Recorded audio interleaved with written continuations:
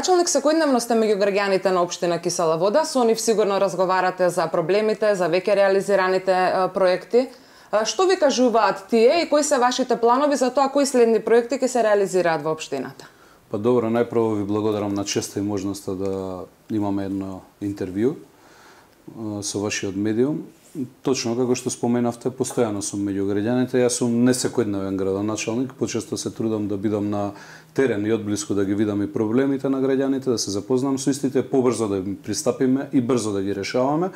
И така функционирам повеќе од 2 години изминатиот период од како ја администрирам општинава и сум избран од страна на граѓаните.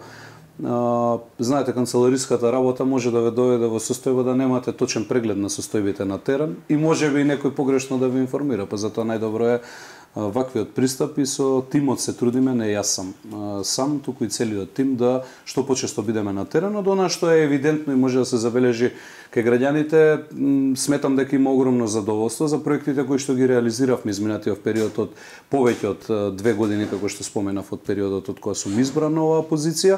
Имаше многу горливи проблеми кои што се провлекуваа повеќе од 30, 40, 50 години на територија на општина Кисела Вода, особено знаете оние проблеми кои што може би е нелогички да ги говориме во 21. век, но беа за жал сурова реалност допред да станам градоначалник во Кисела Вода, а тоа се генерално проблемите со лошата патна инфраструктура, подземната инсталација во Кисела Вода, односно канализационите мрежи кои што недостасуваа, водоводните мрежи на кои што сериозен акцент ставивме изминатиот период од повеќе од 2 години и како што споменав може да се забележи едно сериозно големо задоволство кај моите сограѓани. Со таа динамика и со тоа темпо не работевме само изминатиот период, работиме и денес, а ќе работиме и во перспектива. Она кое што во моментов го работиме, јас ветив за 4 години, но многу помалку од тоа ќе ми треба за да го решам конечно еднаш за секогаш проблемот со предшколската возраст и уписот на дечињата во градинките. Знаете, кога ја преземав општинава, имавме една состојба во која што над 400 дечиња чекаа на листите за да бидат примени во градинките и тоа е еден проблем кој што предизвикува проблем не само за дечињата и нивната социјализација, туку и за родителите кои што не можеа работните обврски да си ги вршат нормално. Тука беше исто така како и со делот патна инфраструктура, подземна инсталација, ставен сериозен акцент и сега во моментов имаме состојба во која што некаде помалку од 80 дечиња имаме на листите за чекање. Значи сериозно сме работеле на тоа да се реши овој проблем, но во моментов градиме една нова детска градинка во непосредна близина на општината, тоа е Кокиче, објектот, кој што ќе згрижи некаде околу 130 дечиња и во многу напредна фаза е тендерската постапка за нова детска градинка во Расадне, која што ќе прими над 200 дечиња, така да не само што ќе го решиме за многу скоро од денес целосно проблемот, туку и ќе имаме слободни места, ќе ни останат слободни места за упис во градинките и ќе доведеме до една состојба да и постоечките групи работиме и на квалитетот, ги релаксираме, односно наместо да бидат 20 и неколку дечиња во една група, ќе можеме поголем акцент да ставиме за да бидат и помали групите, повеќе внимание негователките и воспитувачките да обрнуваат на дечињата и да имаме еден начин на подобрување на условите во самите градинки. Во исто време во Драчево, кога сум кај градинките, би споменал дека еден стар, руиниран и нефункционален објект, за жал кој што беше оставен исто повеќе од 40 години да пропаѓа, сега е во завршна фаза и мислам дека наредната недела ќе биде отворен, официјално и ставен во употреба. Во истиот ќе се згрижуваат јасли, оние најмалата категорија на дечиња, што ми е посебно драго дека им создаваме едни совршени услови за истите дечиња.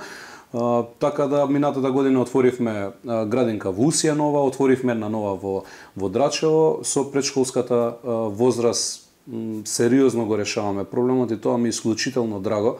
И една од точките која што ми беше така во топ 5 приоритети при самата програма и презентација на истата уште во предизборието и генерално и граѓаните ми ја дадоа поддршката затоа што тоа сериозно ги мачеше со години наназад. Понатаму кога сме кај дечињата и образованието, сакам да споменам дека сериозни инвестиции имаме и во основното образование, во основните училишта, речиси и да нема училиште кое што во изминативе 2 години не е реконструирано. Ќе го земам во предвид првото целосно инклузивно училиште во Скопје, тоа е Кузман Јосифовски Питу, каде што има и лифт за лица со попреченост, патеки тактилни внатре во самото училиште, пристапни рампи и така натаму, нови фасади. Сега сме во финална фаза на реконструкција на спортската сала таму. Исто така во финална фаза ни е тендерската постапка за прв пат после повеќе од 120-130 години ново училиште ќе градиме во село Драчево. Тоа е основното училиште Климент Охридски, кое што е така во една сериозно лоша состојба, старото училиште, но при тоа градејќи го новото нема да го попречуваме наставно-образовниот процес и дечињата да бидат приморани да учат во други училишта, бидејќи старово училиште ќе го ставиме, нема да биде рушено, а во непосредна близина на старото ќе градиме едно ново современо училиште. Сериозни инвестиции изминативе 2 години имавме и во спортот. Знаете дека од една општина каде што практично и да немавме место за спортување во минатото, сега сме општина во која што има повеќе од 12 за 2 години нови спортски комплекси кои што ги изградивме. Исто така инвестираме и во паркови, нови паркови се изгради во Кисела Вода. Јас често пати знаев во време на предизборието да говорам за тоа дека лично мене ми смета јас и моето дете и сопругата за викенд да сме приморани во други соседни општини да мораме времето да го поминеме, а во Кисела Вода е најубава, јас би рекол за мене, општина и најстара во градот Скопје. Беше штета и сериозен пропуст да во толку години еден сериозно убав парк да не се изгради. Сега во моментов само во 11 октомври бараки правиме еден парк на шахот, кој што е целосно поддржан од страна на Шаховската федерација на републичко ниво, каде што освен паркот што се гради таму, ќе има и содржини на кои што ќе бидат поставени шаковски маси, столици, професионални, каде што ќе може и државни првенства да се одржуваат, градски првенства, меѓународни турнири во шах и така натаму. Таму се гради во продолжение уште еден парк современ, градиме парк во Драчево еден, во Припор еден спортски комплекс го привршуваме, тоа е Кетеферич и мислам дека во текот на наредната недела свечено и него ќе го отвориме, го изградивме спортскиот комплекс во Пржино изминатиот период, така да гледаме да првенствено имаме рамномерен развој и секаде подеднакво да се инвестира, што не било никогаш во историјата на постоењето на општинава случај. Во минатото или се инвестирало во една насоба, во друга не се инвестирало, или пак генерално никаде не се инвестирало.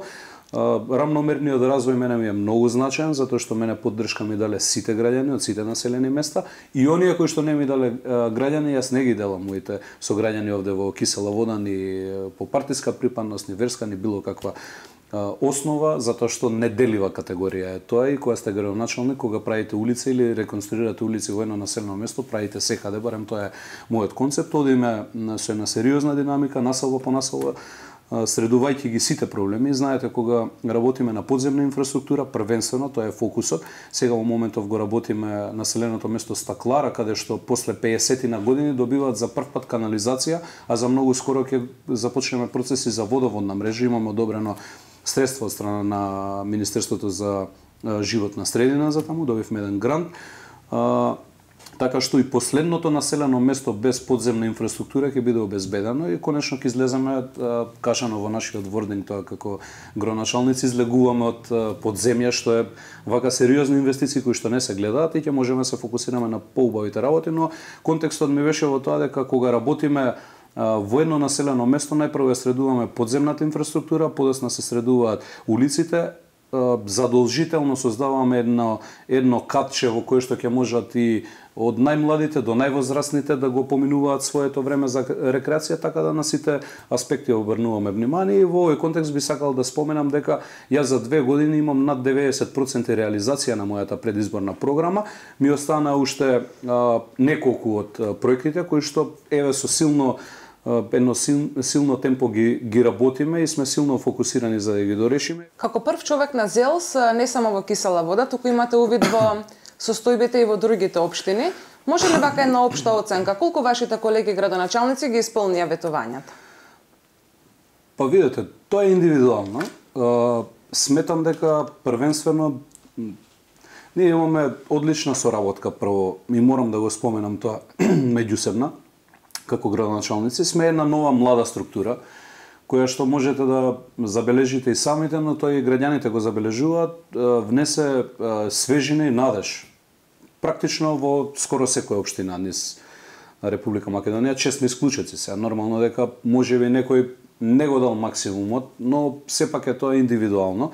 Од она што јас и комуницирам со сите како прв човек на ЗЕЛС, но и разменуваме искуство, имаме чести координации и средби на кои што си помагаме и меѓусебно за одредени проекти. Можам да кажам дека сите го даваат, најголем дел од градоначалниците го даваат својот максимум и тоа може да се забележи по расположението во генерално во државата, дека една нова надеж последниве 2 години е родена во услови кога ние имаме визави локалната самоуправа, централна власт која што е најпростата работа, нема отчет дадено за изминатиот период, а 7 години раководат со државава, отчет не давате кога немате проекти или нешто сработено.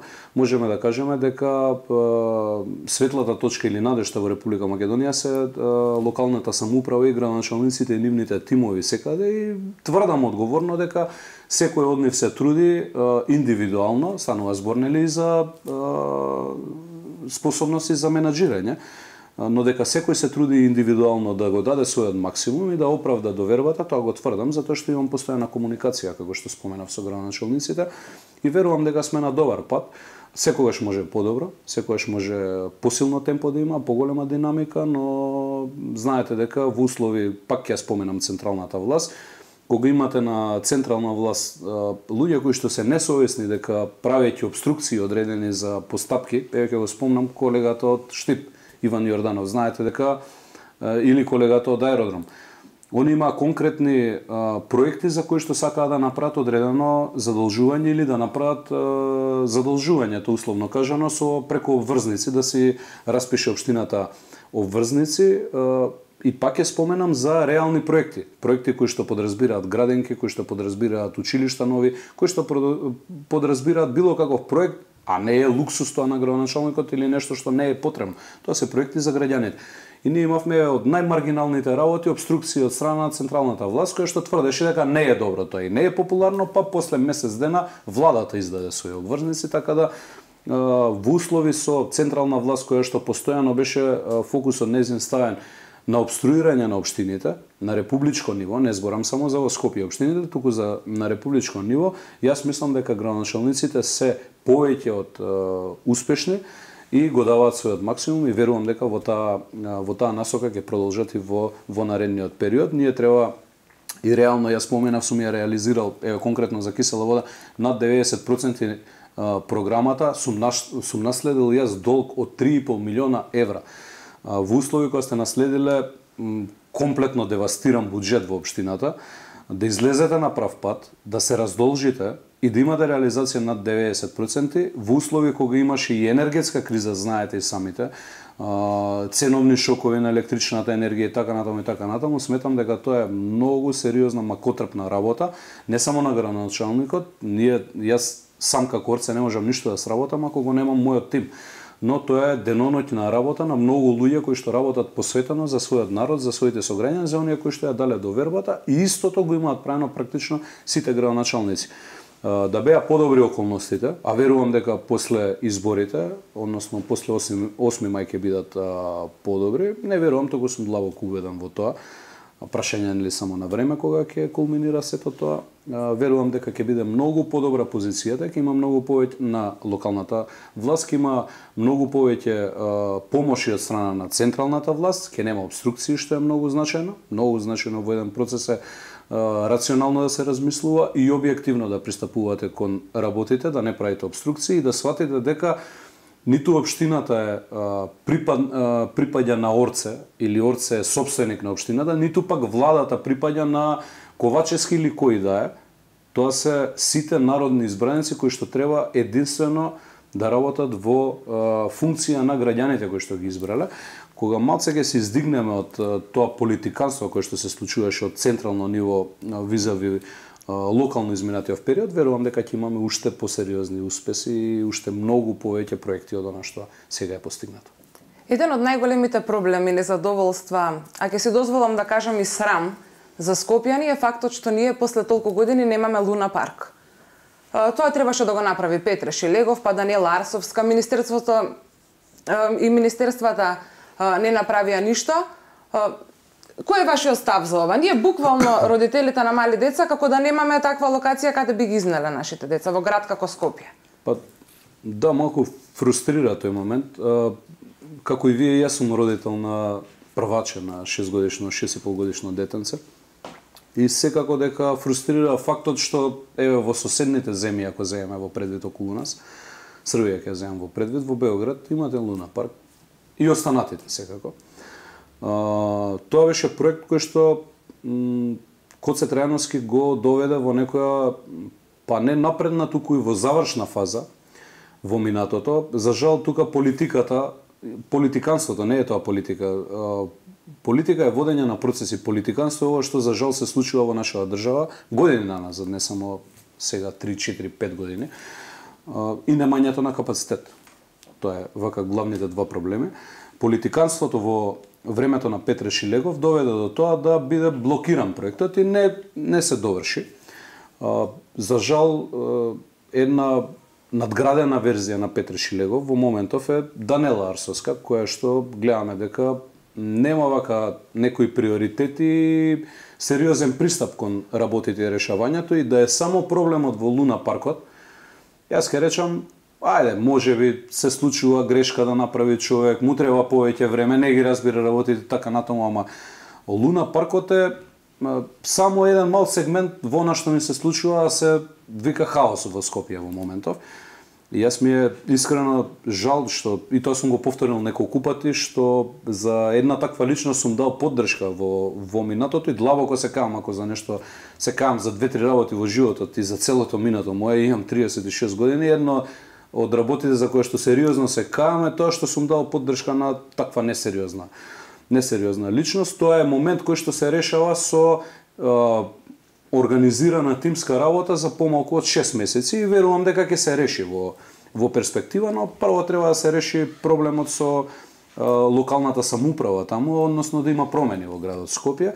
Верувам дека наредната година, при крајот имаме 2025 година локални избори, ќе биде избран човек како што треба да биде конечно во Скопје избран. Скопје му недостасува градоначалник да има, кој што ќе работи во интерес и во функција на граѓаните, и не само овој проект, ние имаме и булевари нереализирани.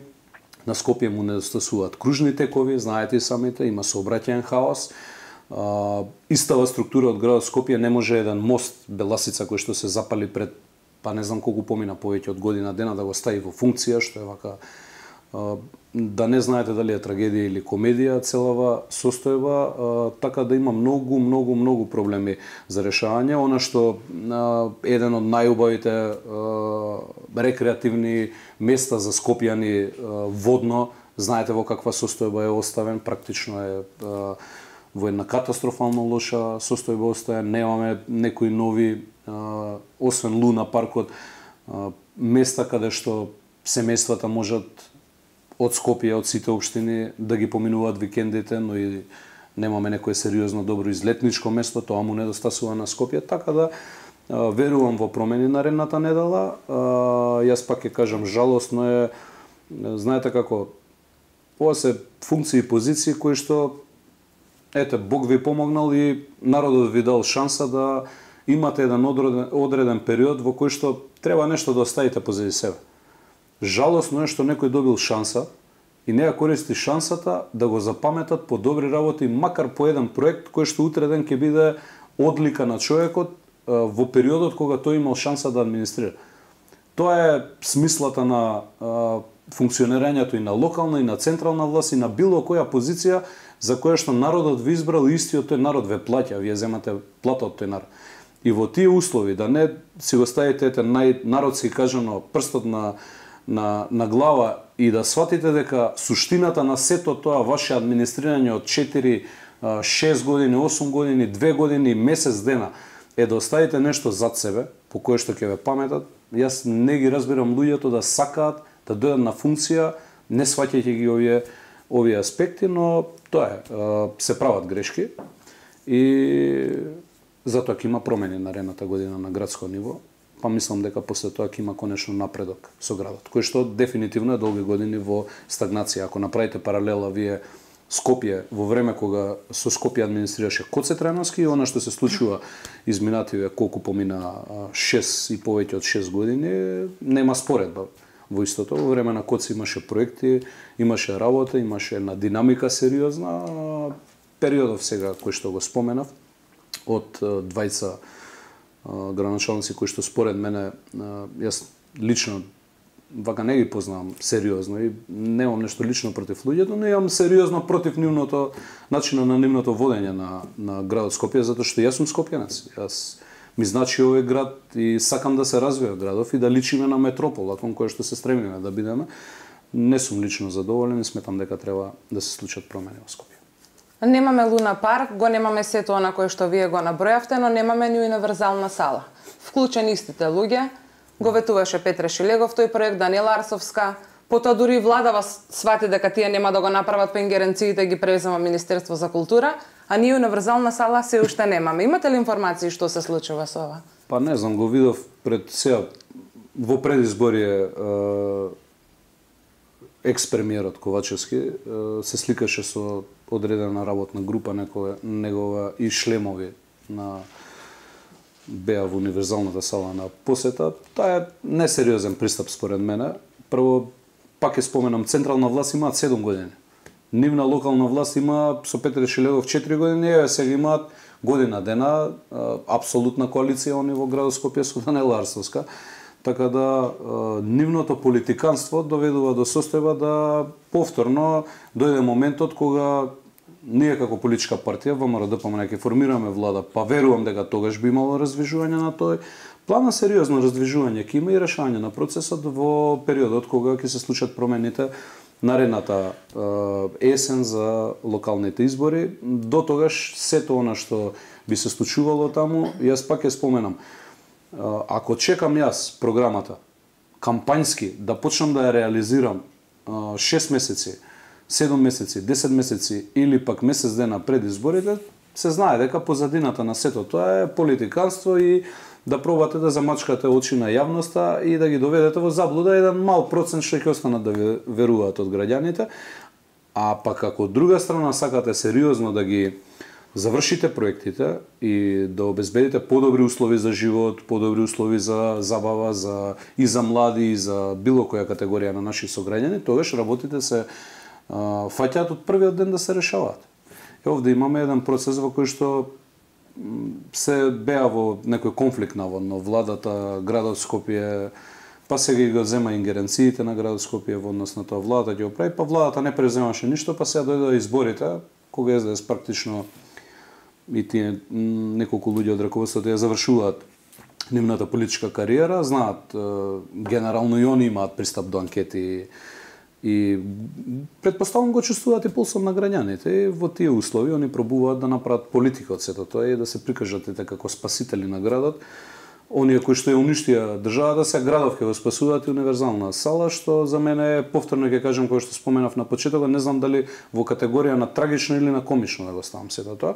Универзална сала недостасува на Скопје да биде изградена. Тоа е еден проект кој што малку посовесни луѓе од овие кои што се 6 години, екс градоначалникот Коце го започна, требаше исто како и Луна паркот денеска да биде готов и да не го говориме како една од темите кои што доправа треба да се решаваат. Вие сте долгогодишен член на ВМРО ДПМН, сигурно овој период ги следите анкетите, кандидатите, програмите во најава. Што очекувате да се случи после 8 мај во Македонија? Па, јас споменав неколку пати во интервјуто, јас прво не да очекувам, сигурен сум во промените кои што ќе се случат, се чувствува меѓу граѓаните и незадоволство кон централната власт, но и задоволството генерално од локалната самоуправа и проектите кои што ќе ги понуди и ги нуди веќе ВМРО ДПМН и нашиот претседател Христијан Мицкоски и со кој што ќе настапи. Тој ќе биде носител на листата во изборна единица 1, каде што верувам дека жестоко ќе биде поразен Социјалдемократскиот сојуз, а и останатите сателити нивни помали партии кои што нели наводно сега се борат за правата на народот, на државата и така натаму, и тоа е провидно. Верувам дека ние во сабота имаме конвенција за избор на кандидат за председател, од она што досега имаме информација дека само единствен кандидат за истото ќе биде професор доктор Гордана Силјановска, на која што јас бев еден од меѓу првите и минатиот пат кој што ја поддржа.